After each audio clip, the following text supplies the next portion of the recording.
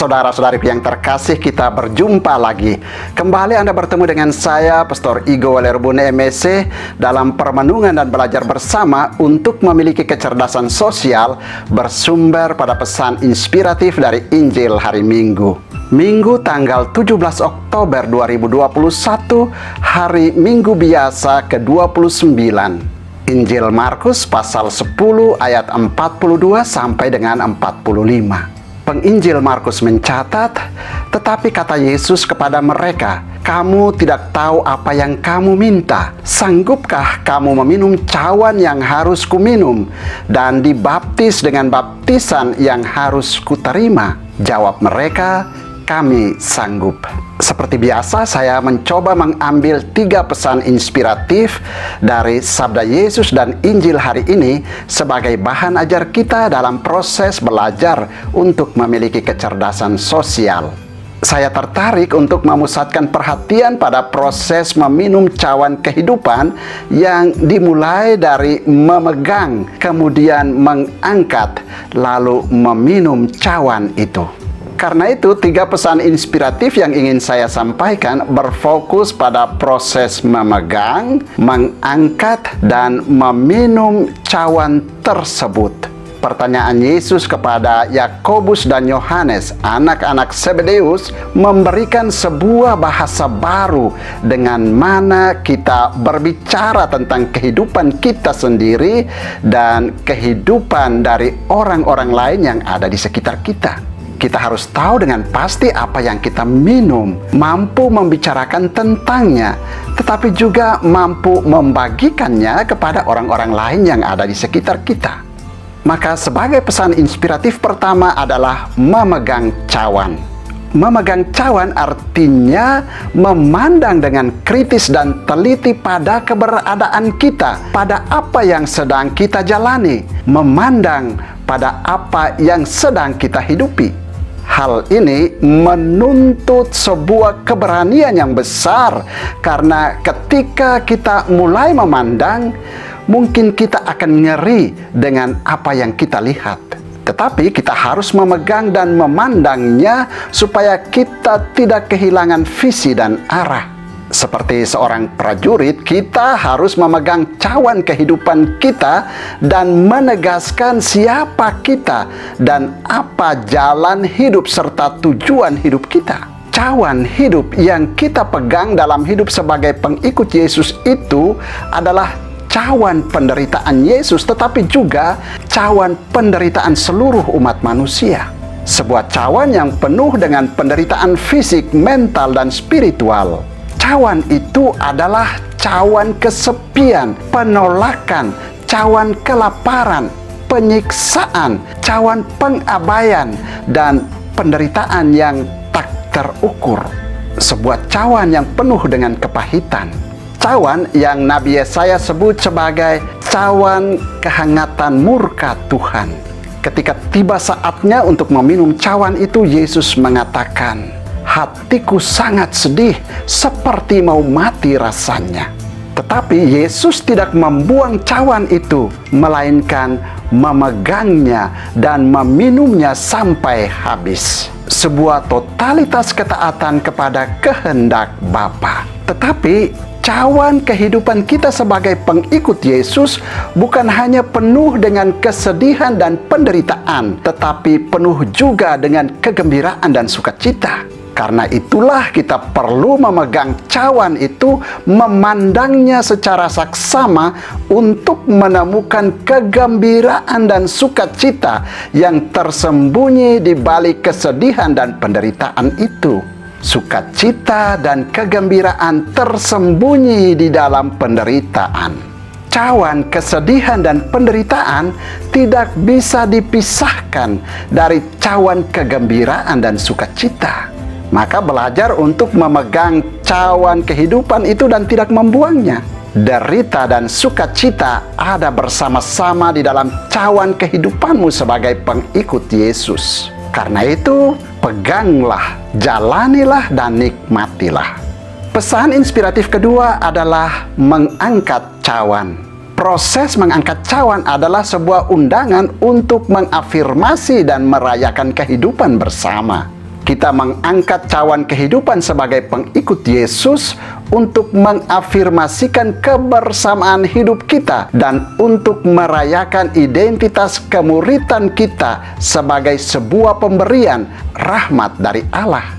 Ketika masing-masing kita dapat memegang teguh cawan jalan kehidupan kita dengan segala suka dan dukanya, lalu mengakui, menerima, dan menegaskan suka duka itu sebagai kekhasan jalan hidup kita sebagai pengikut Yesus, dan kemudian mengangkatnya untuk orang lain sebagai sebuah bentuk kesaksian yang menggugah dan mendorong mereka untuk mengangkat pula cawan kehidupan mereka, kita telah tampil sebagai saksi derita dan sukacita kehidupan beriman.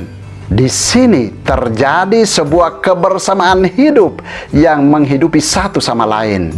Di sini kita menciptakan sebuah komunitas hidup orang-orang beriman. Sebuah komunitas kebersamaan hidup dari orang-orang yang tidak menyembunyikan kegembiraan dan kesedihan mereka, melainkan menampakkannya dalam sebuah wajah pengharapan. Kita kuat karena saling mengangkat dan membagikan suka duka, sedih gembira, jatuh bangun hidup kita. Mengangkat cawan kehidupan artinya membagikan sebuah berkat. Cawan kehidupan kita sebagai pengikut Yesus yang penuh dengan suka duka ketika diangkat bagi orang lain untuk menjadi kehidupan mereka akan menjadi cawan berkat. Kehadiran kita sebagai pengikut Yesus lalu menjadi tanda berkat Allah bagi orang lain. Maka mari jadikanlah dirimu sebagai saksi, tanda berkat Allah, tanda pengharapan Allah bagi orang lain. Pesan inspiratif ketiga adalah meminum cawan. Kita harus meminum cawan yang telah kita pegang dan angkat. Meminum cawan kehidupan sebagai pengikut Yesus adalah memasukkan dan menginternalisasikan eksistensi khas kita sebagai orang-orang beriman, orang-orang yang telah dibaptis dalam nama Bapa, Putra, dan Roh Kudus dalam segala suka dan dukanya. Mungkin tidak mudah, butuh sebuah pengharapan, keberanian, dan kepercayaan diri untuk memasukkan dan menginternalisasikannya. Ini adalah sebuah proses menanggapi dengan hati, penuh komitmen, penuh penyerahan diri. Ketika kita mencoba untuk menolak meminum cawan khas kita itu, kita akan mendapati diri kita dangkal, tidak tulus, tidak sejati, bahkan membosankan. Kita lantas menjadi objek, korban dari kepentingan dan keinginan orang-orang lain.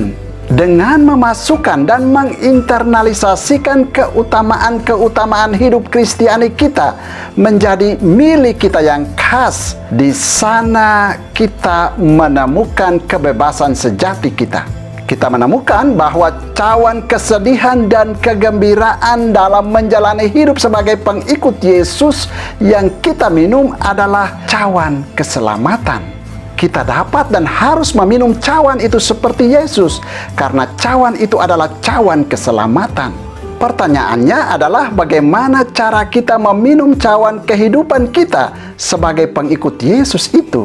Kita butuh beberapa cara untuk memasukkan dan menginternalisasikan kegembiraan dan kesedihan dalam menghayati dan menjalani hidup sebagai pengikut Yesus itu menuju keselamatan.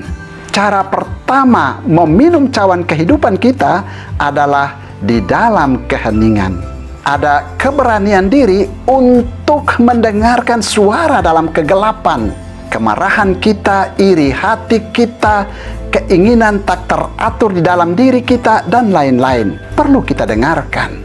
Tetapi juga dalam keheningan, membiarkan diri mendengar suara-suara damai, suara-suara kebaikan, pengampunan, pengharapan, dan lain-lain.